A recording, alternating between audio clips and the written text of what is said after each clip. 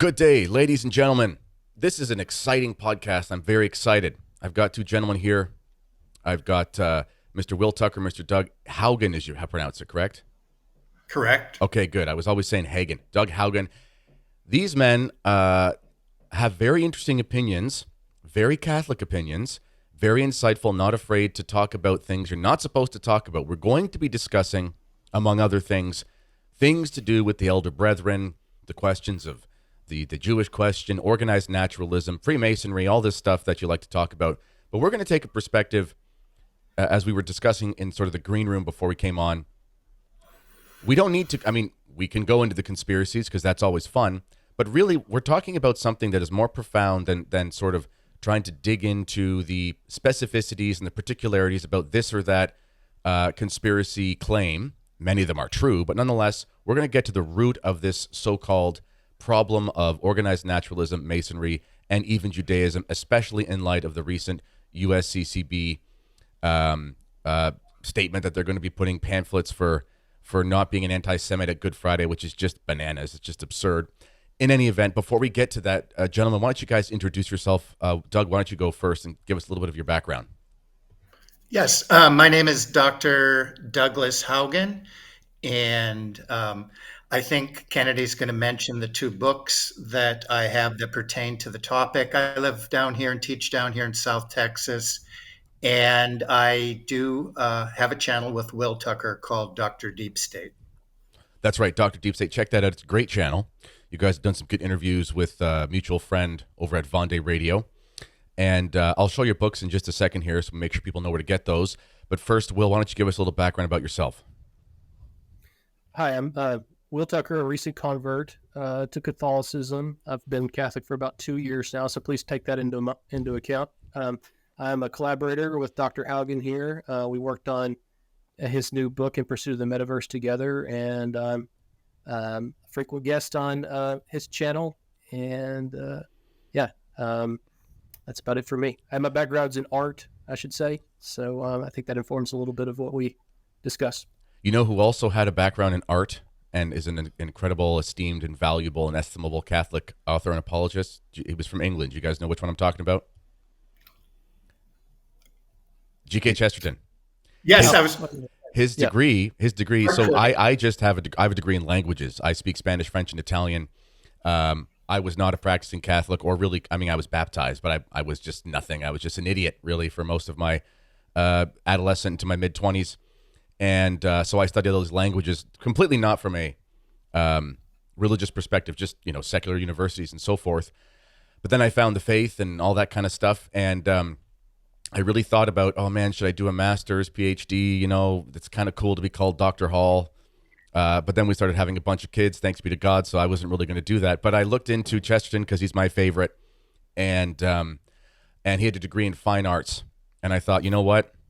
I'm not going to go back to school. I'll just re-educate myself through reading all this stuff that you read in the master's and PhD programs anyway. So if it's good enough for Chesterton to just have a 4-year BA in something unrelated to the faith, it's good enough for me.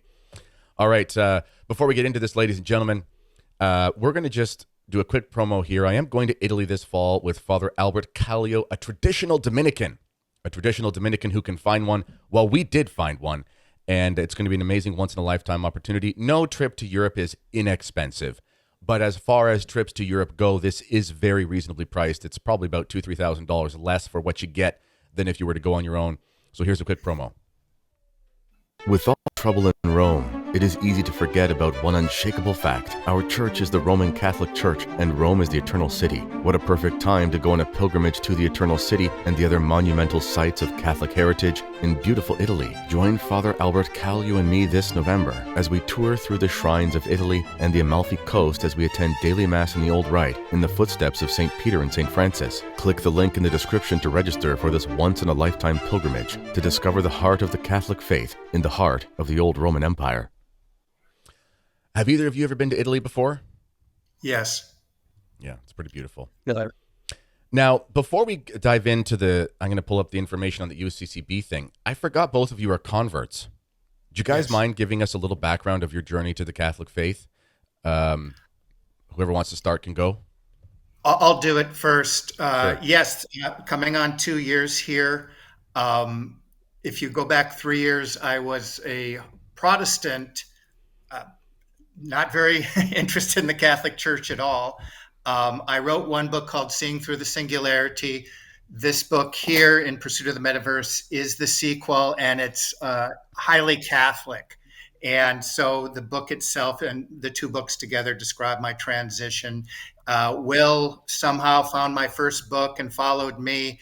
I announced that I was becoming Catholic on my channel, and it sort of busted the channel in the floor. But now I found Catholic people to come and fill the gap. And my perspective on the deep state and the war on reality that we're all facing is sort of front and center of what I do. And I think that the solution to the times that we're in is understanding the historical Catholic social order. That's excellent. That's excellent. Will, what about you? What's your background to Rome? Yeah, I forgot to also mention that I'm a special needs father. My wife, when she was pregnant with our first child, she just spontaneously felt compelled to start praying the rosary, and she converted in 2018. And I attended a Novus Ordo Mass with her for several years. We had never even heard of the traditional Mass. Until 2020, I felt compelled to convert. I was in RCIA whenever the pandemic rolled out. Went through a phase of disillusionment, dropped out of the church entirely. And then through Doug's channel, I started following along with him during COVID, because he nearly prophetically predicted all the terms by which the COVID pandemic was staged. And then whenever he converted, it sort of compelled me to look back into it. And I found a traditional Mass in my area, and so I was able to go through RCA remotely. And here I am.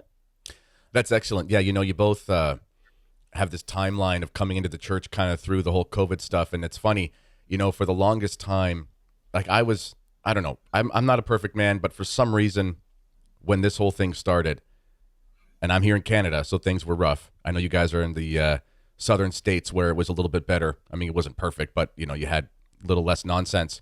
And I was here in Trudopia, living through this crap, and right away, and I was a school teacher. I was teaching in a so-called Catholic school system. And right away, and you said, Doug, war on reality, okay? And that's what I realized what was happening. It was a war on reality. It was, it was like living, I don't know, in like Idiocracy or something, where it's just, guys, what's happening isn't what they're saying it, and it's not even hard to figure out. It's not like a war somewhere and we're only getting snippets of, it's like, no, like we are alive in this place, and what they're saying isn't happening if you walk out of your door. We lost a child, sadly. We have 6 children now, but we had lost a child. My wife had a late-term miscarriage in November of 2020, and we're going to the hospital, and obviously, and for the operation and so forth, and it's on like the red alert and whatever, and like everything's overwhelmed, and I'm in there, and the place was a bloody ghost town, and the nurses, like, I have a doctor friend, he's living in the States now, he's a traditional Catholic, and he was telling me, he was hip to what was going on from the beginning, and he was pulling his hair out trying to navigate through the whole thing, and he's like, Kennedy, I've basically learned Spanish on Duolingo on my phone, because I'm an ER doctor and nobody's come in because nobody's sick, Anyway, we could talk about that for a long time. I just want to pull up your books here quick to make sure everyone knows where to get them. I will put the links for this in the description box for this podcast if you're listening on Spotify or iTunes, and also on YouTube, of course. And I'm going to pull that up here. This one here is In Pursuit of the Metaverse, Millennial Dreams, Political Religion, and Techno-Utopia. What a title. That's awesome. And if I can just click on your author name, I can probably bring up the other one here. There you go. Seeing Through the Singularity. And as you said, the first one is written as a non-Catholic, but it's not, friends, this isn't like, prosperity. He was a prosperity gospel, Joel Osteen guy. This is still deep philosophical stuff. He's got a great interest in political philosophy. So, all right, let's talk about this USCCB thing. So I'm just going to pull up quickly here an article from The Pillar. And for those of you who don't know, the USCCB, I love this word, pastoral. Oh my goodness. Giving us a pastoral note. So here's the meat of the matter. The new requirement was announced last year in a memo from the heads of the USCCB Committee on Divine Worship, et cetera, et cetera, et cetera. Ecumenical, of course, interreligious, why not? Notice of the memo was included in the Committee on Divine Worship's January 2024 newsletter, which noted that the conference has previously provided guidance on homilies and similar statement for the Good Friday Passion in the 1990s and 2000s. The goal of the statement, the newsletter said, is to help ensure that the proclamation of the Lord's Passion is not misused to promote anti-Jewish sentiment.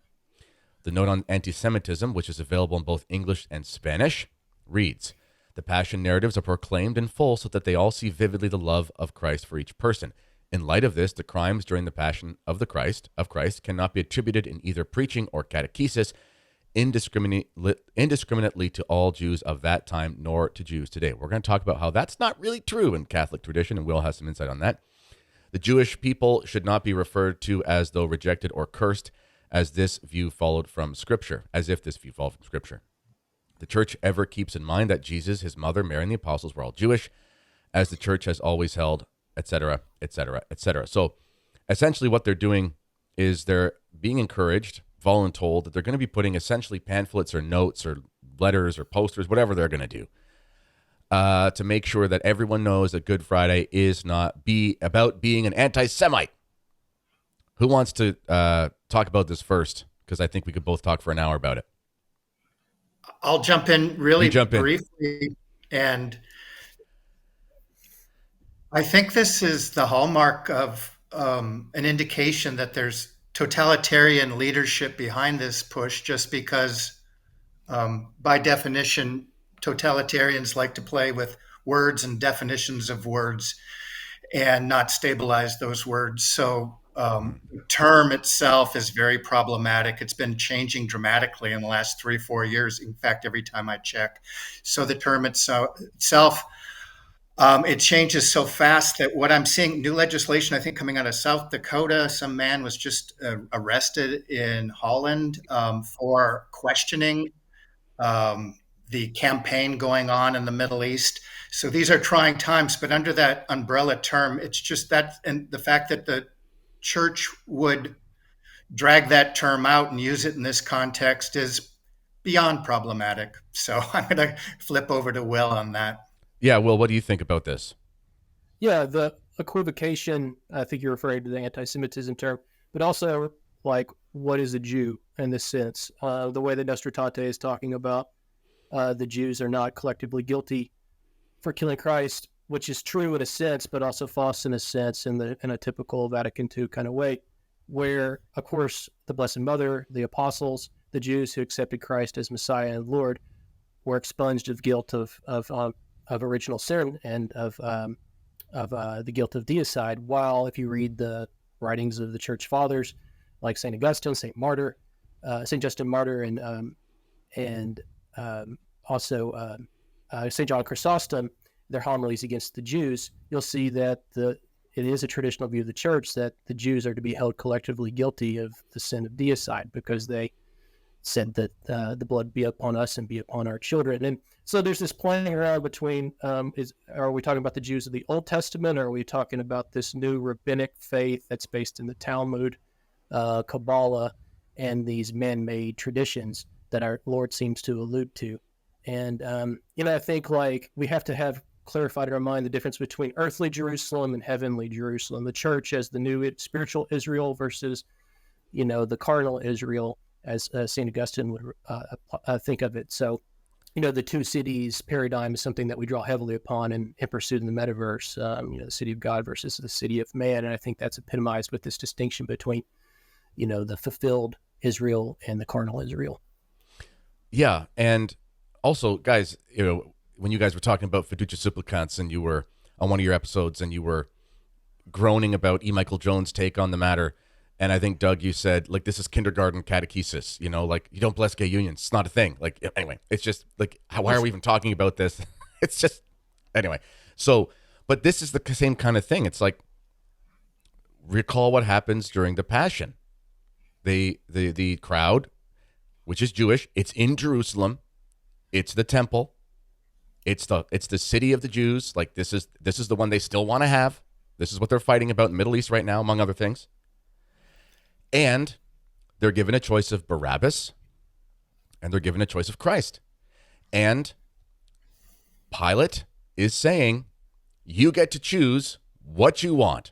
And the religious leaders of the people, the high priest, the Sanhedrin, blah, blah, blah, and the actual crowds themselves are saying, we want Barabbas.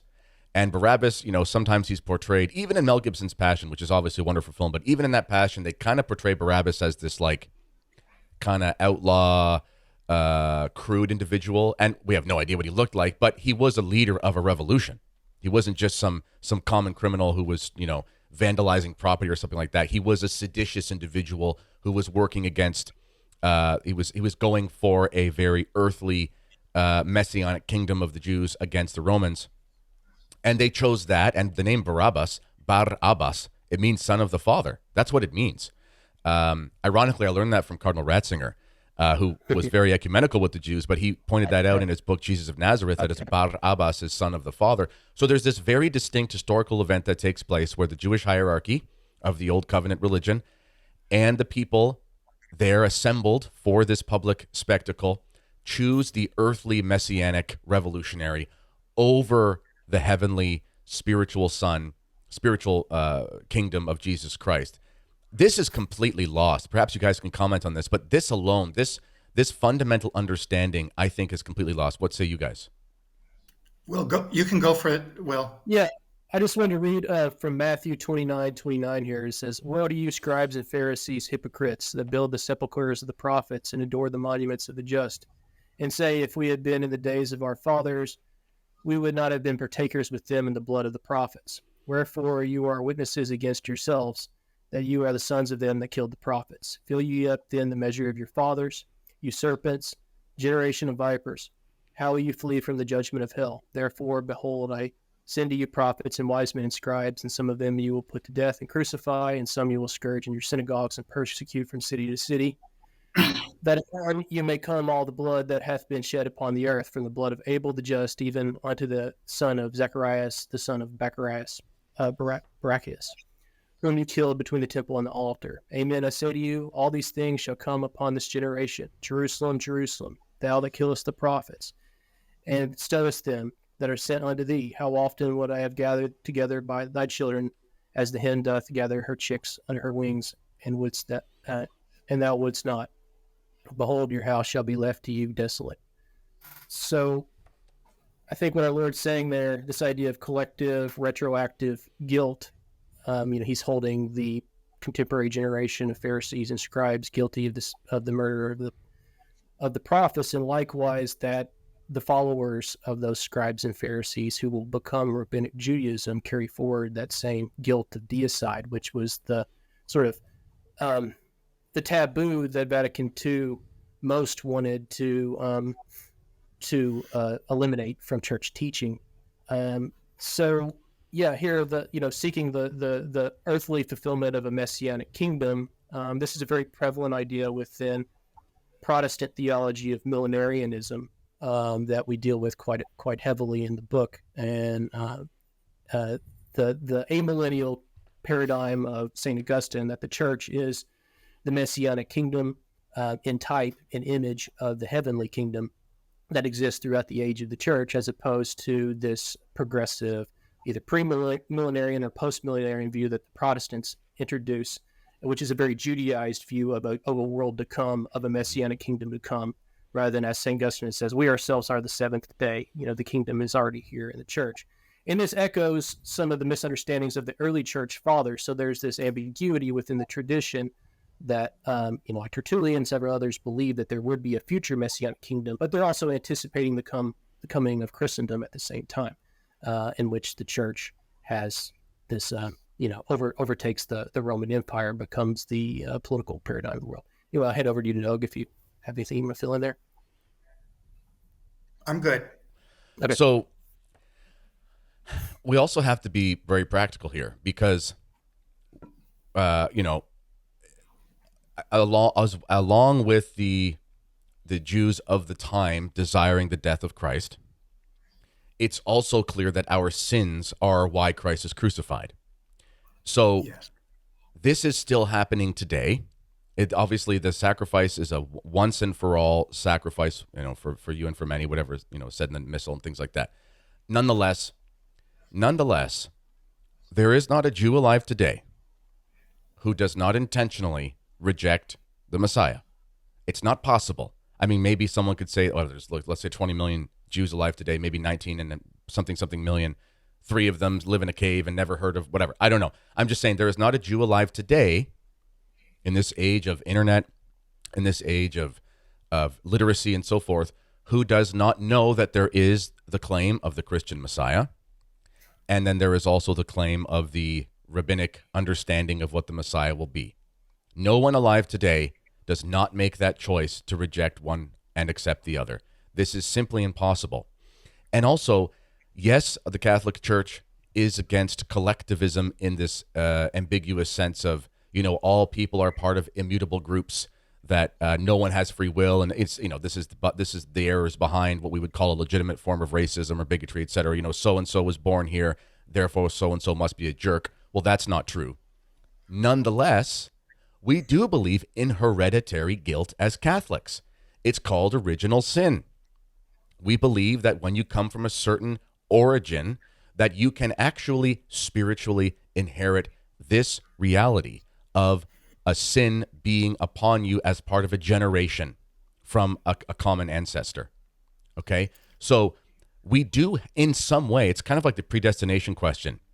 People will say Catholics don't believe in predestination. No, we do believe in predestination. We just don't believe in the total depravity, double predestination of the Calvinists who pervert the idea. But we do believe, God being omniscient, that there is this understanding of predestination of where we're going to go. So there's even more levels here from like as you were saying about the Doug, about the sort of weaponizing of terms and how we don't even know what they mean.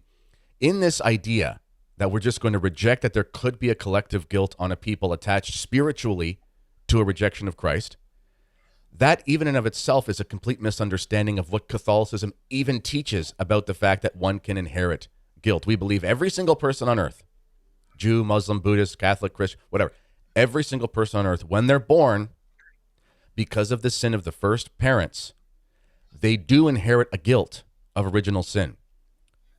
So that's, I think that there's even just a misunderstanding of what Catholicism even means about how sin can be inherited. What say you guys to that? Well, I might say really quickly, by the way, Kennedy, I really enjoyed your presentation that you did there at the conference, and the central theme was to tell the truth. Easier said than done, but it's exactly, if we have to, the dilemma of our time is precisely that. So thank you for doing that. Your last presentation on the role of naturalism and the new mass or Freemasonry was also very important. To sort of set up this conversation. Do we want to go the next level? And if we want to go to the next level, why? Because certainly within the city of man, there are no advantages to discovering anything on a layer below the stonecutters. So why do it? Well, we can kind of keep that open right now, but I do think there's a virtue to it because the church has always talked about it for each of the centuries since the advent of Christ. So the church thought it was important to understand it. One of the things I think we have to begin with, of our understanding of being Catholic, is the Catholic Church is the millennial age. Groups of Protestants put it out in the future, make it into some kind of city of man, things that have to be realized, a movement toward some time of utopia. The Catholic Church is the millennium. We as Catholics are Jews, true Jews, yes. Right? So what's going on here is that to some level, we're asked to kind of let go of our own inheritance. And the church is Israel. We are Catholics. And, we've always understood that. But in the 20th century, especially with the strong stream away in Protestantism, we've sort of absorbed this idea of being careful to even pick up on that language. So that's front and center of our own identity as Catholics and realized Jews, that's really what's under attack, is the core of our very identity. So when we try to wrestle with reality, there's a lot of parts that we need to put together, but we need to be firm and stand solid on our own identity. The church is Israel. We're living in the millennial age, and we are realized Jews ourselves. Now, other people, St. Paul would say that other people are going to make this claim. He would use in an earthly Israel sense in Romans 9 through 11, he would talk about being severed from this branch. And the conditions are more than likely, according to most church fathers, that they will be grafted back in. Mm-hmm. Now, Father Maudsley has taken 5 books to develop the idea that he's pushing out there, which is just wild to most. He takes the traditional Latin Mass so similarly in terms of its visual economy, or you might notice a sacred economy, that how we perform this and our intention will change things. And I just kind of wonder if part of this is in reaction to Father Maudsley's campaign to, in some cases, simply not genuflect. I don't think anybody's going to be terribly offended by that. But Will, do you have any other ideas pertaining to that question? Sure. Yeah. The issue of original sin, I think, is really important. The way that you laid that out, Kennedy, because it's a source of a lot of Gnostic speculation to begin with. How do we inherit the stain of original sin, and how do we free ourselves from it through Christ? And also what you talked about with like collectivism, collective guilt, and that we don't view like ethnic groups collectively in the sense. And that's another way in which like defining what is Jewish identity becomes very tricky. Is it an ethnic identity? Is it a religious identity? Is it a political theology? And then how we handle the idea of original sin is very critical in like many Gnostic forms of speculation, like the issue of the fall, and why is the world in the state that it's in today? Why do we have to struggle? Why do we have to work? Why is there pain and suffering? The mystery of evil, etc. I also like the question of, St. Paul says, there's neither Jew nor Greek in Christ, right? That ontological distinction is unified in Christ when we all become part of the mystical body. So I think that when we say today, like, we're the fulfilled Jews as Gentiles, it's different than the way that we define what a Jew is in the carnal sense, and a political sense, or the ethno-religious landscape. So, like if we're talking about like an Orthodox Jew or a Reformed Jew, a Zionist, a Messianic Jew, that's a whole nother kind of category that's really tricky, that is very Kabbalistic in its thinking, but gets kind of a gold pass because it seems like it makes this inroads between this distinction. So anyway, I think what Doug was talking about with Father Maudsley too, this issue of the 2 brothers and the metaphor of human fraternity that's so important within, Freemasonry and the Vatican II, Nostra Aetate talks, is like, how do we imagine this nature of this brotherhood between the elder brothers and the faith that you alluded to, that John Paul II, actually he's quoting from a Polish Kabbalist named Adam Mishkowitz, who was a Freemason and a Kabbalist, when he used that term elder brothers. And I think in some interviews, John Paul II actually said elder brothers in the faith of Abraham, which is very, very tricky and not consistent with tradition. But, Father Maudsley points out that the nature of the brotherhood is actually one of enmity and fratricide, not one of universal love and this sort of earthly kingdom of utopia that Doug's talking about. And I think there's this kind of bait and switch that's constantly going on around these definitions. Yeah. And it's all very scriptural. Again, yes. And this is why these terms are so difficult. Like, I'm writing a book right now on modernism for Sophia Press, and I'm about halfway done. And one of the things I'm tackling in it is Pius X warns against this understanding of what we would call living tradition. And this term living tradition has been used in this age of modernism heavily against traditionalists, because they'll say, well, the church's tradition is living. Well, yes, the church's tradition is living insofar as the tradition of the church is transmitted to the faithful through members of the magisterium who are alive. Yes, the Catholic Church is the mystical body of Christ, and he's not the God of the dead, he's the God of the living. So Christ is alive, and therefore his mystical body with its tradition will be living. But that's as far as it goes. If the idea is living tradition, meaning that tradition itself continues to grow into something else in some sort of evolutionary perspective, then that's false. And if we don't have these terms properly, defined, then we get into the weeds. And with elder brethren, yes, there is a reality of elder brethren, but as Father Maudsley points out, as you rightly say, it's Cain and Abel. Cain is the elder brother. So yes, that represents that the Jews themselves would kill Christ. I mean, the typology there is obvious when you take 10 seconds to think about it. Offering a lamb, offering grain, one kills the other because his sacrifice, Cain is the older brother of the Jews, and Christ is the younger brother, Abel is the younger brother of Christ, and so on and so forth. It's the Mass, it's the Old Covenant, it's the New Covenant, it's everything. I mean, it's the gospel, it's the whole Bible in 4 paragraphs or whatever it is, as many things in the Old Testament are. And so, yes, there is an elder brethren thing, but it's not a relationship of affection. And I'm going to read something here, and I think this will be a good segue, Doug, and we can talk about some of the themes of how this naturalism, the metaverse, this domination by these, whatever you want to call them, globalists, Masons, whatever powers, it's really Satan behind it all. And I'm going to read something here, which in context makes a lot of sense. So this is from Fahey. This is from a book called The Kingship of Christ, Organized Naturalism. This is page 50 for those following at home.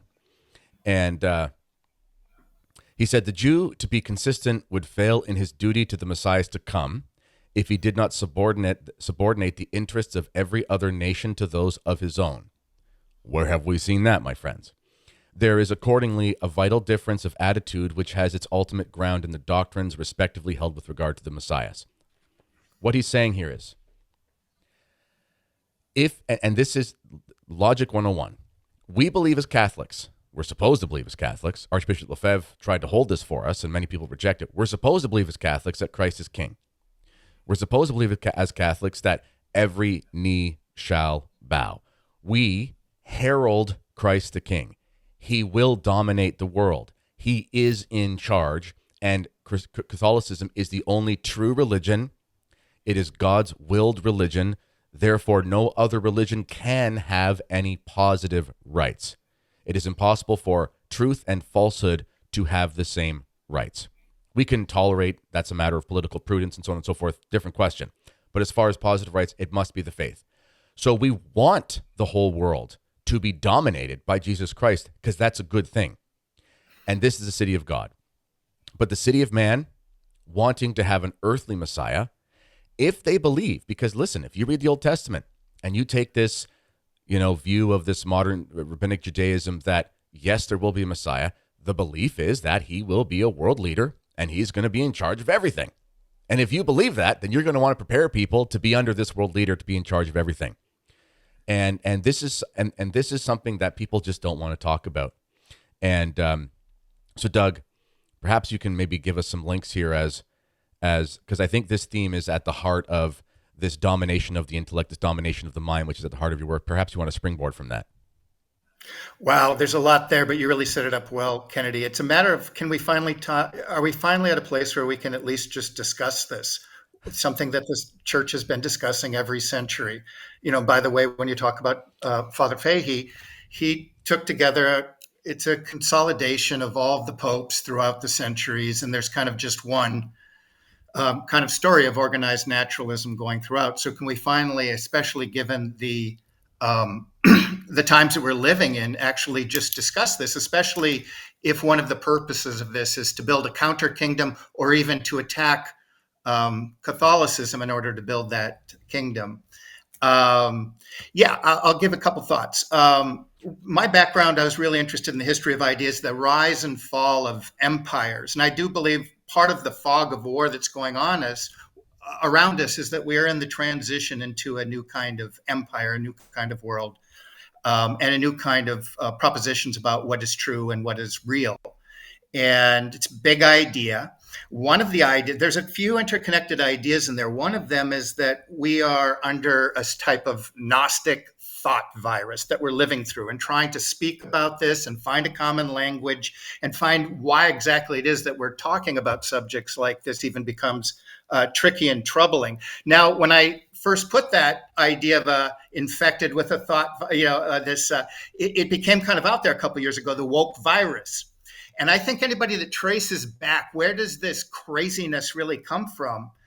Certainly you would agree with me, Kennedy, it tends to always come back to the concept of nominalism. Yes. And Mr. Occam.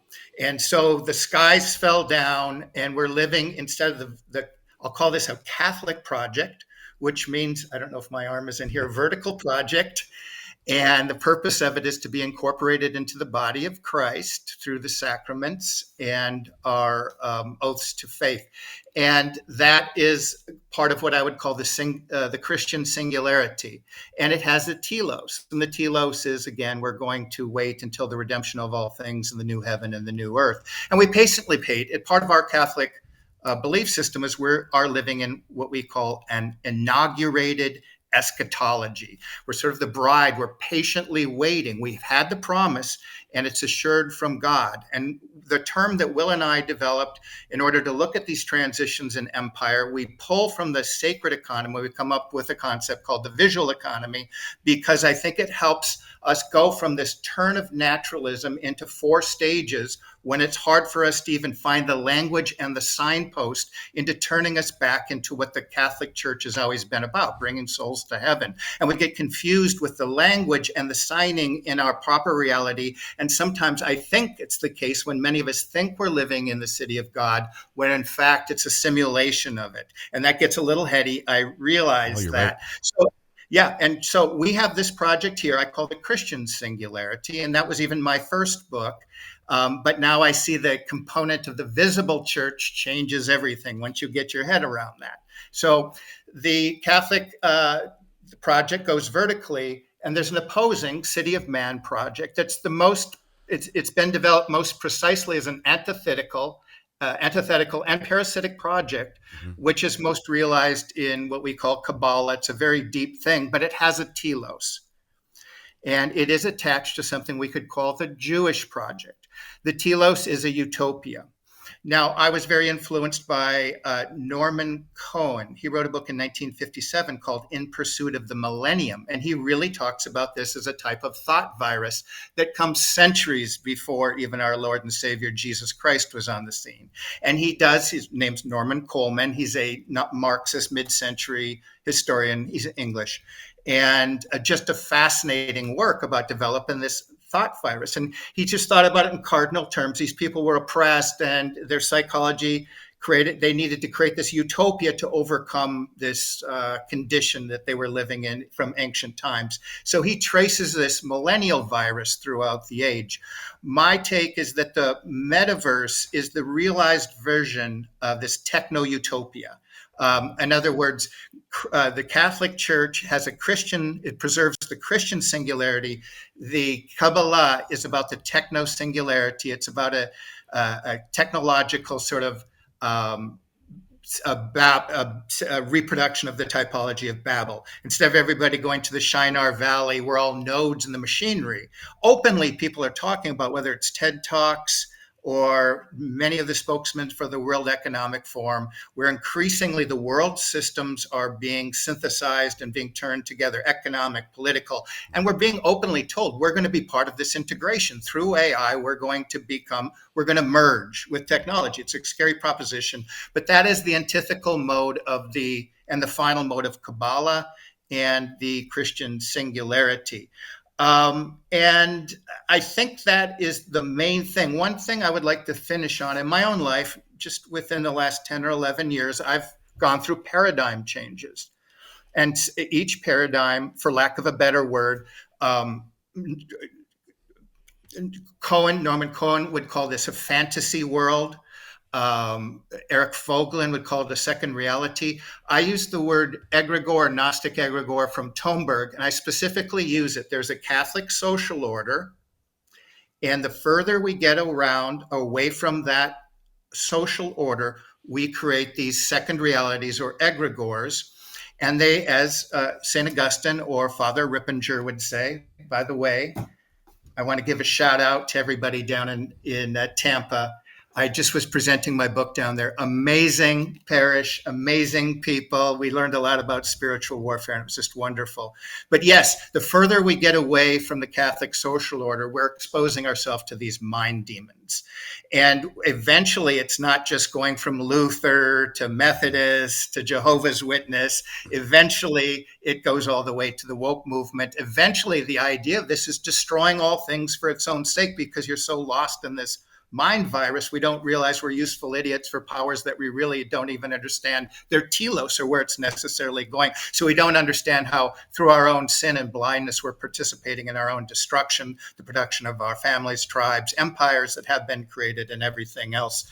So that's what I'm especially interested in. And I do want to say, when I go through these paradigm shifts myself, they're difficult. Approaching truth is difficult. The first one, I was given the grace to see the vertical and become a Christian walk.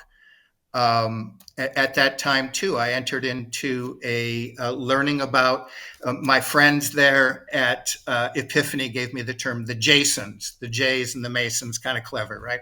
I'm just going to say the Jasons. It's what I found. Becoming a Christian, the further you go into the paradigm and look at prophecy and look at typology, the more it's confirmed.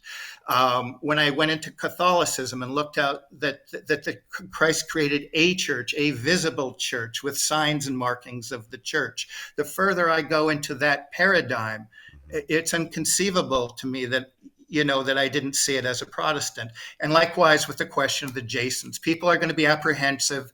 We've been, as we say, biopolitically controlled through political correctness, not to go there, to not think about it. What I would say is the further you go into the typology, it confirms the other two. It confirms Christianity, it confirms Catholicism, and the idea of the brotherhood and the enmity that Father Maudsley thinks about is so important, because at the end of the day, we want to stay incorporated into the one true Holy Catholic Apostolic Church. The value of recognizing the enemies of the church and the enemies of ourselves should not be, and I found this the further you go, learning to have, when we're taught to love our enemies, to truly be able to love our enemies, the real battle is inside. I find the further you go from this, it just refines my faith, my path toward holiness, that the enemy truly is myself and my own sin. And that's what we're really wrestling with. So when we talk about topics like this, there are people, that can happen with anything, that everything's, you're a Gnostic, you're that, you're a Mason. And we do. And in Catholic social circles, we also have, I know a lot of your fans are Rene Girardians, and we get hostile toward other people that are kind of on our turf, and people that should, and it's wired into our flesh. So we have to bear in mind when we work through these paradigms, the goal should be to refine our faith and to refine our walk with Christ. And the true battle is with our own sin. But I've talked long enough there. I'm going to kick it over to anybody else.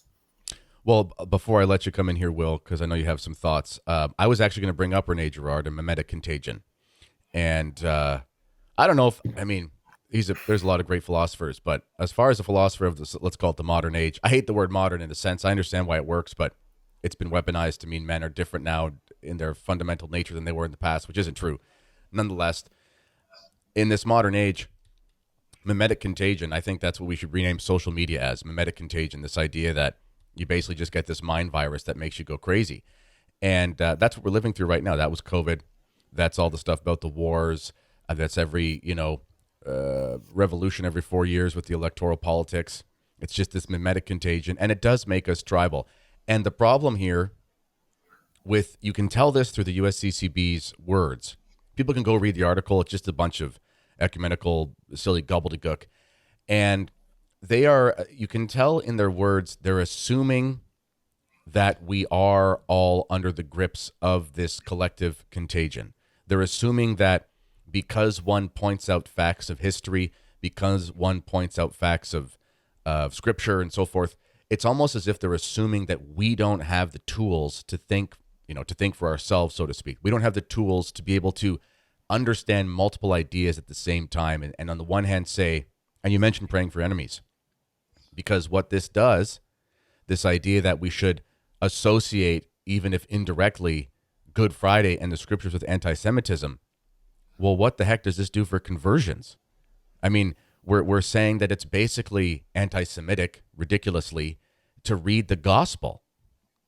So, I mean, why would we ever want to have Jews convert to the faith if we think that the faith is anti-Semitic? This is the consequence of that. It's a form of self-hatred. It's a form of self-loathing. But it's also antithetical towards the kingdom of God, because why would we want anybody to convert to it? Which is so uncharitable. It is so uncharitable. And this is one thing when you read Father Maudsley's work, you know, he says, I read the Old Testament, I fell in love with the Jews. And what he meant was, for one, obviously the Old Covenant, the amazing saints of the Old Testament, that's an obvious thing. But also, if there is an enemy, if there is a religious group, ethnic group, whatever, that is in the grips of this falsity and this demonic influence where they hate the Messiah, Christ tells us that if we love someone who we can easily love, this is of no merit. So conversely, if we love someone who we have every reason on the natural perspective not to love, how much more merit is there in that than anything else? So a true Catholic is going to look at this stuff and say, man, there's some real problems here. This is some real dangerous stuff for your soul. I need to pray as hard as possible for the Jews. And that is the truest form of love. Perhaps, Will, you want to comment on this? Oh, sure. Yeah, there's a lot there I want to comment on. Yeah, I think recognizing the enmity is primary to the love, and I think I misrepresented there with the issue of human fraternity and the fratricide issue is that like it's both, you know, one that calls for love and also one that calls for recognizing that there is primordial conflict between the two seeds. Doug identifies the seed of the woman and the seed of the serpent within prophecy, and our Lord seems to be alluding to that here when he's condemning Jerusalem in Matthew 29. I just want to circle back to Kabbalah and Gnosticism a little bit. Sure. Talking about the immanentization of the eschaton, this Gnostic thought virus that sees that we have to bring heaven to earth through manufacturing prophecy. And this is largely what Kabbalah is about. And in Pursuit of the Metaverse, we define Kabbalah as Gnosticism plus Messianism. But it's important to note in Gnosticism as well as Kabbalah, there is no within Judaism, there is no concept of original sin. So what does the Messiah come to do if he's not to eliminate original sin? So it becomes this very earthly overcoming of the world. And I think this is something that's important to understand with Gnosticism and its view of being, of reality as a botched job and a false spectacle that has to be destroyed and surmounted so that we can forge this new age and this world to come in which we can become like gods. So there's a very influential book on Gnosticism from the early 20th century by Adolf von Harnack called Marcion, the Gospel of the Alien God. That one I'll read through real briefly. It says the Christian Gnostics took the concept unknown seriously. Their God, although the Father of Jesus Christ, was actually the unknown one. The connection of this God with the world has been completely dissolved. They were increasingly unable to relate the pure, good, and exalted God whom they found within their bosoms to the external world, which was so bad. Finally, the link is completely broken. The unknown God is not the creator of the world. Precisely for this reason, he is the unknown one. The attributes of God stemming from this inwardness as spiritual, holy, and good exalted him so high above the world that he could no longer be thought of as his creator and governor. In the same process, so here we have like the idea that the God of the world is the demiurge. In the same process, however, the world came to be utterly devoid of value, since not only all value, but all true being also is sought in the unknown one. The world became a prison, a hell, something without meaning, an idle fantasy, indeed a nothing. All these judgments are basically identical. The world has lost its right to be, so that the palpable fact of its existence evoked every conceivable form of hostile judgment and condemnation. The Gnostics, however, still maintained an important reservation in this connection to man, which possesses in his spirit a spark of the very being and life of the unknown God. The saving act of the unknown God, who had become manifest, could only appear as a fulfillment of a binding obligation, an act that only gives assistance to what is really the self-redemption of the spirit, that is, after all, divine, sicut Dei, to become like God through self-redemption. So the concept of the unknown God is something that figures heavily within Protestant theology, and you're talking about Rene Girard and this concept of the spectacle, mimetic desire, and the scapegoat mechanism, or what James Fraser has called the killing of the king ritual, which we have in Christ when he likens himself to the brazen serpent who's going to be elevated. So there's this confusion that takes place in the Middle Ages with the heresy of iconoclasm, which sees, all the stained glass and statues and religious art of the medieval church as being a violation of the second commandment. And so what we have to do is destroy these images of heavenly realities in order to bring about this invisible church, and it's Gnostic at its core. And this is, a very Judaized concept as well, the rejection of statues and the visual economy that the church represents. So like in the Catechism of the Council of Trent talks about how within the sacramental economy, the sacrament is both a sign and an instrument. And there's this capacity of the image and the sign to affect reality. But within this Gnostic system, we see, like nominalism, signs as being totally devoid of meaning and just being matters of convenience or empty tools, instruments that don't actually correspond to any kind of transcendent reality. So, and then what we have in place of that is this sort of debased ecstasy of mass media culture, in which we're constantly constructing these new spectacles, because the image, of the sovereign king of Christ is a metaphysical reality that we can deny, but it still resurfaces back through the logic of political theologies and through the logic of the spectacle and of, mimetic desire. So that's why, the spectacle requires blood because of the debt of original sin. And so that's why we're constantly watching films with bloodshed, and there's this desire for flesh, the consumption of flesh within the image. What's interesting? Okay, I wrote down a bunch of notes here because there was a bunch there, and I want us to talk about these notes that I wrote down. But before I do, we see, we should talk about organized naturalism, because I don't know if you obviously know who Candace Owens is. Her story arc is getting a little interesting. She's getting a little bit spicy with some of the stuff she's saying. Someone on Twitter posted, and I've been off Twitter for Lent, but because I work online, I kind of every once in a while go on to see if I have a DM from someone about a show or something. But anyway, I just saw this tweet, and my friend said Candace Owens' EMJ arc is going to be wild. Anyway, I thought that was funny. I'm just watching this stuff. But she tweeted, you talk about the consumptions of the flesh, the debased ecstasy. This is pornography, right? And she tweeted, I'm paraphrasing, man, pornography's bad. We should probably see who's behind this. And immediately, from the blue check marks, we're all blue check marks now if you pay for it, but from the 100,000 follower media people, whatever, they started calling her an anti-Semite. And I thought, my goodness gracious, that's hilarious. But you can't hide it. Part of this organized naturalism, you have to get to these two things. This debased ecstasy. So you're going to have to find your religious experience somewhere else. You're going to have to be ecstasy, meaning taken out of your state. You're going to have to be taken into either a demonic spiritualism in the real explicit sense, which we find with these false religious practices. Okay, fine. Or you're going to have to be taken into a substitute for religious ecstasy, which is going to be obviously through the ways of pleasure, the 2-minute hate from Orwell. You're going to have to be taken somewhere where, your spirit, whether you understand that naturally or supernaturally as an atheist or a believer sort of thing, you're still going to have to be elevated somewhere, because the human person just can't live without that. I'm a huge football fan.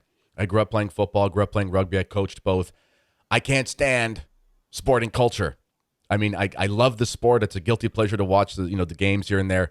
But I understand the culture is absurd. It's a ritual culture. It's a culture of it is a modern form of the temple of the gods and watching the Titans play out their thing. And we have the flames and we have the music and we have the hymns and we have, it really is just a type of religious culture where we see this battle playing out in ourselves of good and evil, which we're supposed to be playing that battle internally.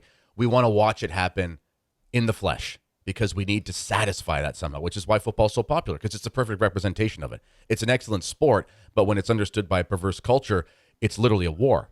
And we want to watch this war. We need to see the victor because we can't live without that. So before we get to this topic of Messianism, because I wrote down a few things here. I want to show how our culture is always looking for a Messiah. And we always need one. And we're always looking for the wrong one. And every single villain of history, every single supposed hero of secular history, all these men are messiahs, and they all fail. But before we do that, Doug, you talk a lot in your work about really what Fahey talks about as organized naturalism. Do you want to describe to us, because that's the underpinning of the false messiahs, the organized naturalism. You want to talk about this idea of organized naturalism for our conversation? Well, what I thought was important when we're trying to reconstruct, we don't know what's going to happen in the future, but we have to, Father Fahey would say, we have to maintain the seeds of Christendom. We live in a world where that was backwards, but in terms of the visual economy, the glasses that God wants us to have on to see reality, that integral culture is the pinnacle of, I think, God's plan of order in the world. And so Father Fahey would lay out 7 different steps about what the God's plan is for order in the world, and then the devil's plan. And I think whatever happened, it's difficult. History doesn't usually go back that way. And Father Fahey realized that, but we have to have the seeds to work with from how to apprehend reality. So the force of organized naturalism, well, again, Haugen would say this, one of the central culprits, and he's not even doing this from a biblical perspective, would be this Jewish project, or we could call it the covenant project. Bear in mind that even Christ's own apostles, all the way, I think, until perhaps the Passover, really were looking for, and I think even after he even returned, they were still looking for a political Messiah. And yes, this organized force that's looking to create a worldly leader, a worldly utopia, we're pulled into that very much. We're a part of the spectacle, and we don't want to say it, but we're part of this demonic ontology, and we get sucked into this. For St. Augustine, he said it was very much a part of the amphitheaters that Christians were required to go to. The games themselves produced these ethereal spirits, and they became attached to them. And in Augustine's time, he said, you really truly can't baptize them. They're not truly prepared until they've expelled these spirits or exorcised these spirits. That has transposed into our own time, and we can see the craziness of the Super Bowl and reality television and every other crazy thing. We're asked to pull back into it, even if we just call it like the Marxists did, a consumerism, that we're in this wheel, and a lot of things sound churchy, a lot of things sound sciencey, but we long to be reconnected. We were made to be reconnected with the true spectacle. When Christ died on Calvary, he died, held back the hand of the evil one, enabling us to incorporate ourselves and keep our gaze upon the true spectacle of Christ. And the world, again, has pulled us into this ontology. And the role, I think, of organized naturalism is that it takes all these adherents. One of the fundamental psychological features of this would, according to Haugen and Cohen, would be alienation. We're alienated from our ground of being. We're alienated from God. And so what we do is we pull others into our alienation. So we will produce a reality, i.e. Jerry Springer, or Jerry Springer. Put it over the top so you can't just claim ignorance. You're watching garbage. And we know that a known rabbi is, head of YouTube, and so yes.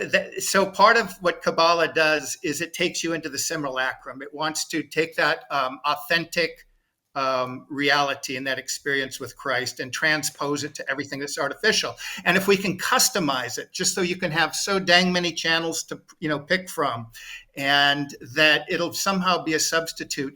But deep down, when we search, we will feel that alienation, and people want us to get aboard of the alienation. And the alienation is the natural project. And one of the concerns, Will and I, I'm probably getting a little bit off track, there's going to be something coming down the pike someday when some sort of chaos hits and some solutions are forwarded. It'll be something like what's called the Noahide loss, but it'll be repackaged into something else. And we don't have to get into that. But as their ultimate theology, what they really need to kind of have this magic leap of being. This is an expression in Christianity. When we're incorporated into Christ's body, we make a leap in being because we're inaugurated into the millennial kingdom where we will find our destinations and live forever with Christ. The counterfeit version of that needs a singularity. It's not, the laws of physics are not going to allow this to happen. They're not going to allow machines to become conscious. So there's always kind of, when I say seeing through, what is the game? You're kind of throwing a lot of fairy dust out there and a lot of scientific terms, because all of these trends through organized naturalism get you on board with the alienation, whether it's the Protestant Reformation or us having to watch porno yet again, or the football game. It's this idea, it's this magic of self-actualization. Sort of everybody's had to maybe take a class with Maslow at some point of their life, that's the pinnacle of existence. You climb up the world's organized kind of steps of reality, and suddenly you have this vantage point that's unique to you and very few other people except the super successful people. That's the path of organized naturalism that wants you to bring you into this alienated existence. And I think when we kind of see how the signposts have been turned through iconoclasm, through nominalism, we have to come back to have a solid faith as Catholics that the traditional liturgy, I would say, especially in the historical or traditional form, is how we come back and we pull ourselves back to it. And it does require a lot of fasting on things we've been used to consuming. If there's nothing new here, we need to take the worldliness out of it. The warriors of worldliness are the form of naturalism. They've pulled the Protestants into this through the idea of rejecting Israel, the church. And the fact that we're in the millennial age, they'll put it out here, they'll put it over here. There's post, there's pre. There's movements right now that if you're an amillennialist, that's the traditional opinion, that you are an anti-Semite for just holding that. That would mean all Catholics, if you truly understand and hold the millennial view, that we're living in an inaugurated eschatology, and our job is to patiently wait. God promised he would come and meet his bride. So doing that, we're going to organize naturalism, and I can't blame them. It's part of worldliness. It's been there. But the chief agents of that have to destroy that visual economy in order to reconstruct a new one. If we can kind of see how the signposts have been changed, we can really come back and truly prepare ourselves for the Eucharist and really reconnect with the one thing that I think and this is mid-century, Valentin Tomberg would say this, he was a convert to the Catholic Church. It's the last hope of mankind. And part of that is us really coming back from the path away and reconnecting with the sacred economy of the Catholic Church. That was beautiful. Worldliness. I talk about worldliness. If there's one word that describes, this worldliness is organized naturalism, but it's a term that's more accessible, let's say, because it's just somewhat of a colloquial expression. My wife and I talk about this all the time. So we have 6 children. God's blessed us with 6 children. Thanks be to God. Hopefully we'll have more. And we homeschool and all the whole sorts of thing. And where our battle as parents is 100% of the time protecting ourselves interiorly, because we can only give our children what we have. We can't give what we don't have. So if we're worldly, we're going to give our children a worldly life. Is protecting our children from worldliness. And this is, it's less in traditional communities because at least the priests, generally speaking, are hammering this home often in sermons and catechesis, and it's a very explicit, like, hey, this is bad, this is good. That's very helpful. It's virtually non-existent in the Novus Ordo. The Novus Ordo is worldliness. It must be worldliness. The idea, the impetus behind the Novus Ordo religion. And I say that, my friends out there who are my critics, we have to all admit that the crisis in the church is very much a mystery. I was reading from I'm not a sedevacantist, but there are certain sedes that I think have very great insights into things. And I was reading some stuff from John Lane, who is, if there is a reasonable stream of sedevacantism, I would say he's of the reasonable stream. I don't agree with him, but nonetheless, I don't think he's an idiot. I don't think he's not Catholic. But he was saying, wherever you fall, if you're trying to reconcile the papacy, if you're trying to reconcile sedevacantism, you're trying to figure out these things, the reason you're trying to do that is because this crisis is really a mystery. I mean, and Bishop Tissier of the SSPX has said this, if anyone is looking for a cookie cutter, simple solution to what to do right now, you're not going to find that anywhere, because this thing is a hydra. It's everything from the perceptions we have of existence to the bad philosophy we have about the nature of man to the disguised ecumenical terms that are weaponized against the faithful to this nominalistic war of words. I mean, this is a crisis on all fronts. But if there's one thing that we can identify where we can at least tangibly latch onto something where we can say, okay, at least I can do this, it's the worldliness. It's not even just in the lyrics of music. It's in the type of music. I narrated a book for Dr. Kwasniewski, who is a friend of mine, and I just love his scholarship on tradition. I just think he's wonderful. And I narrated his book, Good Music, Sacred Music, and Silence. And it's really a catechesis on Catholic tradition, but he uses music for it, and he does it masterfully. But he said, from the wisdom of the ancients, from all of the smartest, greatest people, both from the pagan, pre-Christian world and the Christian world, everyone from Confucius to Aristotle to Saint so-and-so to Saint so-and-so to scholar so-and-so, there is a type of music that is the music of the city of man. There is a type of music that will incite your irascible lower passions. In certain scenarios, it's okay. In the sense of, you got certain drum beats, you're walking into battle, that's very appropriate. But my point being is everything you have to protect yourself from this worldliness. After Easter, we're not going on vacation, we're doing a staycation thing. But I said to my wife, I'm turning off my phone. You're turning off your phone. We don't have a TV. I'm closing my computer. I'm putting it in a drawer. We have a home phone. Everyone we want to talk to, the 12 people that we actually do want to talk to, know our home phone number. And we are going to just sit in the mud in a forest. I don't care what it is, but we are just literally getting away from the technocracy that we live in, because you have to reset yourself. So I think that was super important. You brought up this worldliness, because it'll destroy your soul. And you're right. When you go to the traditional mass, the reason why it's so important is because it is clearly not of this world. It does not perfectly fit any age. It's ancient, it's medieval, it's neither, it's not modern. We don't even know exactly where it started, which is the point, because Christ's life is in obscurity before he has his public ministry. So the life of the liturgy matches the life of Christ. And when we go there, it is where secular and modern culture goes to die. It evaporates, and we go into the heavenly Jerusalem. And everyone needs that, and all we have are bad substitutes. Before I talk about Messianism, because I just talked for a while, Will, would you like to add anything before we get into that? Yeah, sure. And maybe I could transition to that a little bit. I think, largely what's at stake here is the issue of mediation, right? Within Protestantism, the sola fide, sola scriptura is a claim against mediators. And St. Thomas's ontology is based upon this concept of analogy, the analogy of being, that everything exists insofar as it shares in God's being through a chain of likenesses, through mediators. And so what we have now is the self-referential reality, in which everything relates back to the spectacle.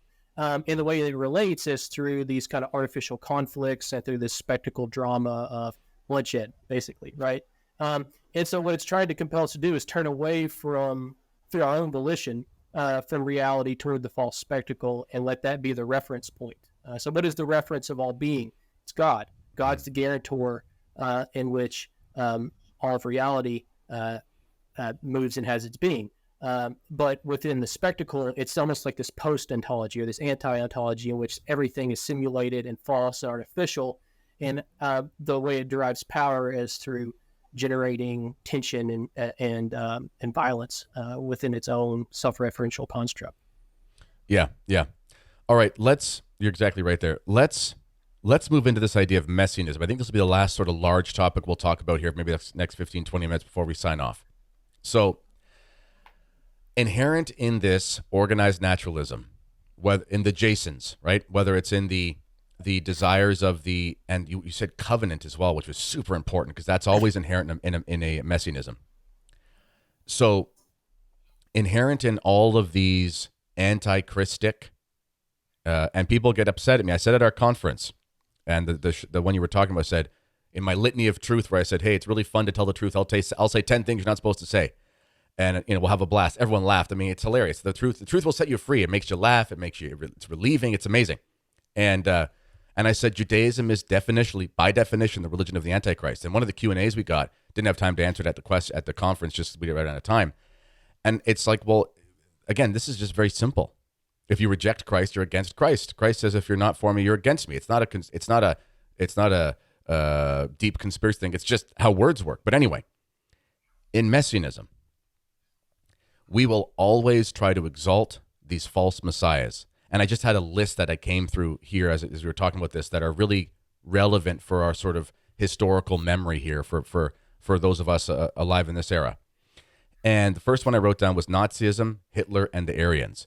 Often this whole, sometimes there's a stream within the people waking up to the Jewish question, then they start to adopt these ideas, which are in and of themselves another side of the same problem. It's this idea that we have another chosen people that is only known by blood, and they have a prophet who's going to bring them to the promised land, and we can call it whatever, Lebensraum or whatever we want to call it. This is idea. This was another version of setting up their earthly kingdom, and it's no secret as to why they went after the elder brethren, because in their flawed understanding, they realized that there was a problem, and there was this rival to this natural kingdom, but they sought to reconcile that with obviously egregious means. We have in both communism and Islam, even though the idea of the messianic figure is not always clear, the messianic figure is the collective in both of those. In communism, you obviously have the people, the proletariat. These are the heroes, and as one collective body, we represent the salvation of the world from all its troubles. In Islam, you have the caliphate. And this is why they go so closely together. Of course, as much as I think he's hilarious, and I would obviously prefer him to over Joe Biden, because I would prefer having a broom to be president over Joe Biden, because he wouldn't do anything, which would be a good thing. Obviously, Trump is a messianic figure. Again, he's hilarious. I get it. You're in America. If you're right wing, I get it. I'm not here to hate on I'm not a never Trumper, but Trump is a messianic figure. I mean, literally, people are comparing him to like Constantine and King David and things like that. And it's like, my goodness gracious. And the last one I'll bring up here, in the church, one of the SSPX bishops, is the Spanish bishop, Galarreta. He said the four popes since the council, mainly. So you had Paul VI, who was the tormented modernist. You had Ratzinger, who was the modernist theologian. Now, I know Ratzinger was very, very, very conservative, but there's a lot of Hegel in his stuff, and Hegel is at the root of modernism. You had John Paul II, he called him the messianic modernist. And then you have Pope Francis, who's the incarnation of modernism. John Paul II, if you talk to people who understand Polish history, there was this stream of Polish messianism in the 1800s in poetry and things like that, rejecting these errors of communism and so forth, going to the extreme that there would basically be this great Catholic monarch who would be this Polish Pope. And, immediately after John Paul II dies, we are now supposed to call John Paul II John Paul the Great. That's insane. I mean, traditionalists know, but we're supposed to call John Paul II John Paul the Great. He was heralded. I mean, people think that John Paul II somehow single-handedly destroyed communism. I can't understand this, but it's because there's this messianic belief that he was the savior of the church and he was found in a person. We find this even in Catholic prophecy. I'm going to upset some people here. I don't care. I always upset people. But we find a vestige of this Judaized Protestant dispensationalism. We find it in the church, and it's called the 3 days of darkness. It is the Catholic rapture. It is the idea that there's the good guys and there's the bad guys, and Christ is going to come and pluck you out of the suffering because you're the elect and everyone else is going to suffer in this apocalyptic world. You can gussy it up with all of the private revelation you want. The 3 days of darkness is the Catholic rapture. Okay. I just upset some people there. And also, even this idea of the great French monarch. You know, I got an email from, and this is big in traditionalist circles, and this does not make me any friends, but again, whatever. I got this email from this French Catholic follower of mine. And she said to me, it's weird because in France, the idea of the great French monarch is not taken seriously because it's really just sort of this fringe private revelation thing that is not a teaching of the church. But outside the church, in the world where we've adopted all of these Protestant milieu about these messiahs to come, this dispensationalist nonsense, this whole thing that there's going to be some figure, he's going to come and he's going to save us from all our stuff. He's going to be a political hero. He's going to be riding a horse. He's going to have his rockets or whatever. And by God, we're going to have the reign of Christ the King because of this great individual. This is a messianic belief, but we already have a Messiah. Perhaps you guys want to jump in there. I'll try it. I think this is a good way to end the segment. It's sort of like we could call it a thought virus of Messianism or the egregore of Messianism. And it is how all these ideas are coming into the church and I think affecting a lot of good people. And I know a lot of people get triggered about the stuff that you're talking about there. Will has probably more to say about this, but what I'll say, just a couple things to bear in mind as we live in the millennial age as Catholics. The church is the age. And again, that's part of our inheritance. When we kind of get distracted, be a faithfully await Christ in this time, and it's a slog sometimes. And the city of man, organized naturalism is going to say, here's something that's going to excite you. Here's something that's going to get you imagining and get your eyes off it. And sometimes these ideas of a dispensationalism are going to be repackaged in terms of apparitions or different Catholic prophecies. And I find a lot of them problematic, but I don't want to be entirely dismissive of them. But bear in mind two things. The apostles, a number of them, repeatedly say, in this age and the age to come, in this age and the age to come, in this age and the age to come. I think when we talk about this messianism that can't be separated from the millennialism, this bug that's been around for a long time, this desire to put ourselves in the place of God and, in fact, do the work of God. Now, so this age and the age to come, and just a reminder that Christ said, my kingdom is not of this world. So part of this great deception will be whether it's a Protestant or possibly some Catholics are going to fall into it. The Antichrist definitely, all of the church fathers agreed that it was a system, and they were kind of split whether or not it's also an individual. If it is an individual, I think a lot of people would fall into this Jewish project. You don't have to be Jewish to be in the Jewish project, right? So those are kind of my main ideas. I think the key one probably fell out of my head. But here it is. So this new dispensation, you mentioned the days of darkness or the good pope. And we should live our lives like that Christ could return at any moment. Yep. We should always be prepared for the end, that we are in fact living in the end times because we are in the church age.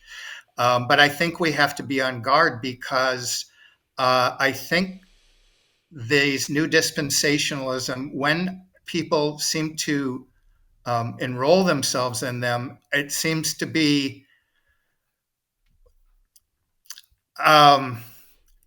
I think there's a great concern, and I think it's going on right now. So I think, Kennedy, you described really well that that these battles are going on even as we're speaking right now, and which some of it gets kind of personal with people that we know, and I sort of don't want to get too personal about it. So I'm going to Will has some ideas, so I'll leave it to Will.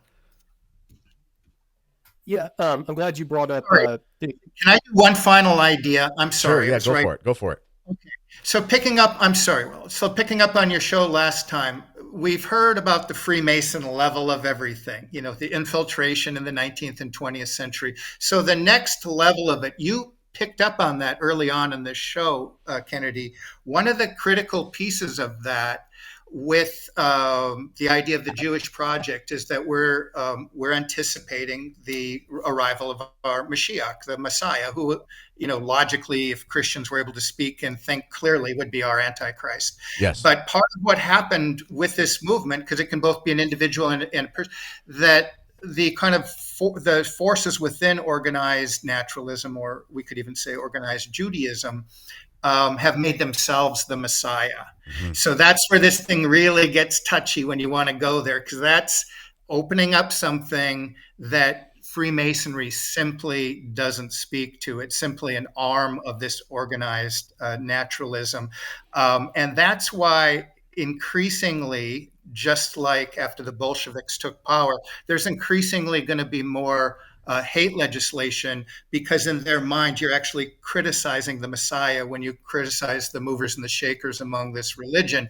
And so that's what we're in for. And the final chapter of In Pursuit of the Metaverse is when Christ becomes hate speech, because Catholics of goodwill and, for example, however Michael interpreted this last document, there is a direction to all this, and it's hard to not see the agenda. And the agenda and the negotiation process within this ecumenical movement, there are free Masonic agents throughout, but what has been recognized, the key players in this are B'nai B'rith, which are kind of at the head of that organized movement, until we can kind of dare say something like this. And again, why do this? Well, yes, in the city of man, there are no benefits. You are not going to get magic hits, and the algorithms are not going to be pulled your way, and people are not going to be necessarily knocking on your door. But there is a liberation, which you guys just alluded to before, that is pretty important. So yes, when we think about these people themselves, and some of these people might be on the World Economic Forum and so forth, as this whole show is externalized, they're more and more going to want to be treated like the ideas that they have of themselves as messianic characters. Sorry about jumping on your lead here. I'm going to do you one better, because we're going to let Will finish this off here, but World Economic Forum, it drives me insane, the amount of coverage that, and I get it. People are trying to recognize the problems. And I remember back during COVID and the World Economic Forum was getting all the press and all this kind of stuff. And I said to a group of guys, I said, guys, don't you see this is a distraction? Like, don't you see that this is like the small potatoes? I mean, World Economic Forum's bad, but it's like, it's a form of like umbrella cap, whatever. It's stakeholder capitalism. It's just a bunch of, anyway, don't you see that there's something worse than this? And you got all your energy and you're like, man, I've got to figure out every bloody thing Klaus Schwab has ever said. Klaus Schwab is a business tycoon who's got some crazy idea and likes to wear spacesuits. I mean, he's a dangerous guy as far as it goes, but this guy is not the head of the snake. You need to go much further than this if you want to understand the problem. Even with the vaccine, I'm not pro this vaccine. Everyone knows this, but there was a frenzy. There was an absolute frenzy that went far beyond what was reasonable to try to understand this thing. And I said, listen, you are being guided like marionettes right here. And they're taking something that is truly wrong, and they're using this as like the whole of all of where your righteous indignation. You're not seeing what's really being thrusted upon you, which is much deeper than this thing particularly. That's. I'll leave it at that, but I'll let you jump in, Will. Those are both great segments there. I wanted to say I'm glad you brought up the issue of Polish Messianism and John Paul II. I'm preparing a presentation on that right now, actually. Perfect. Yeah, I alluded to earlier with his quoting from Adam Mishkowitz, who was this. There's this whole strand of a Kabbalistic Polish Messianism during the 19th century, which actually stems out of Jacob Frank, who was a Jewish Messiah, antinomian, redemption through sin, false Jewish Messiah who converted to Catholicism as a way to rescue the sparks of the Shekinah, and all this sort of mystical Kabbalistic language. But John Paul II there's some literature around him that's Paweł Roczka, I think is the name. It's Liturgy of History. It talks about the secret to understanding John Paul II's pontificate is to understand Polish Messianism. And he talks about the Jubilee of end of the new Pentecost of the new millennium that's coming in the year 2000. And that was his messianic mission, was to prepare for this year 2000. So, and, we all see the kind of apocalyptic events that unfolded after that. But yeah, I wanted to. He also, John Paul II alluded to Auschwitz as the Golgotha of the modern age, and we've talked about before how like the worst event in history has been transposed onto that event during World War II, and I think his efforts in Catholic Jewish dialogue were a large part of this shifting the ground of who is sovereign, who is the messianic figure. So that if you want to see the hidden hand of Freemasonry in the church, look no further than Catholic Jewish dialogue. If you want to see popes meeting on a regular basis with Freemasons, just Google B'nai B'rith, Pope Benedict XVI, B'nai B'rith, John Paul II, and you'll find everything that you need to know. And what are the terms? It's all about protecting the Jewish exception, the Jewish ability to claim the exception, which is important because we draw heavily upon this political theorist of the early 20th century named Carl Schmitt, who was actually a Nazi, but who was very influential for all the brightest Jewish minds of the 20th century who were working in the field of secular messianism that led up to become the Frankfurt School. So here's this Nazi who's a big influence on the Frankfurt School. And so his famous formula is sovereign is he who decides the exception. And he pioneered this field of political theology, which is defined by all significant concepts of the modern theory of the state are secularized theological concepts.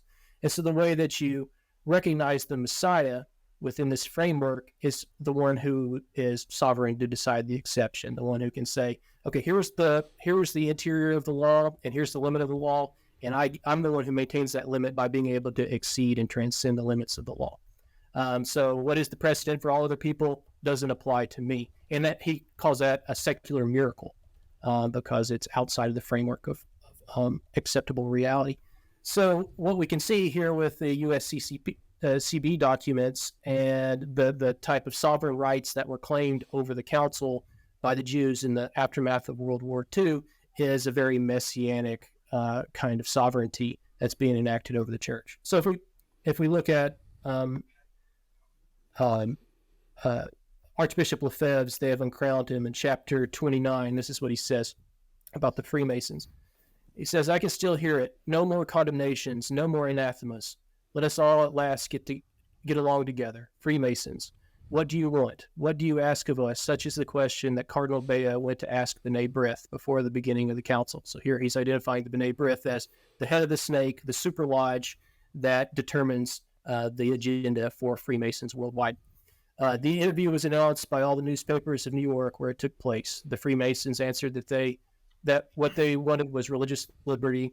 That is, all the religions put on the same footing. The church must no longer. But here we are. We're going to the B'nai B'rith to announce that everyone's going to be on the same footing. So all are equal, but some are more equal than others. And then Abraham Heschel was one of the handlers for the B'nai B'rith in the Second Vatican Council, who worked with Cardinal Bea. He was also a handler for Martin Luther King, and what he identified as the central concern was this deicide charge that we've already alluded to and spoken about. So anyway, yeah, I think there's a seeing the messianic trajectory here that we can claim extra legal rights and we can claim a kind of authority over other world religions, and we can watchdog your religion and say what you can say about your own self and your own liturgy and your own self-contained spaces is the hallmark of a messianic action. Yep, that's right. And I'll end here, and it comes back to what Father Fahey, it's a logical conclusion. If your Messiah is the wrong one, then they don't want you to have that Messiah. They want to prepare the way for their own Messiah. This is what you would do if you believed in Messiah. You want to have domination over all the other religions because you necessarily believe they're false. This is like they're just being consistent. It's not even a conspiracy. It's just what the thing means. Right. Anyway. All right, guys. I'm terrible at self-promotion. I totally forgot that I was supposed to tell people to sign up for my YouTube memberships and for my Substack. So if you're still watching, thank you. Do that. I don't think I'll get a strike for this video. Maybe they won't let me monetize it. That's just the way it is. So really do sign up for my YouTube memberships and my Substack if that sort of thing comes, ladies and gentlemen. You can check the links in the description box for this podcast if you're listening on iTunes or Spotify. All the information for the Dr. Deep State channel and for Mr. Haugen's books will be there as well. And I think that's about it. Anything else left to promote or anything like that on your end, guys? No, I'm good. You're good? All right. Ladies and gentlemen, the comments, I might have to turn the comments off. We'll see what happens. Sometimes YouTube just turns them off. Let me know what you think in the comments, if you're allowed. And this has been the Kennedy Report. Until next time, God bless you all. Thanks, guys, for coming on.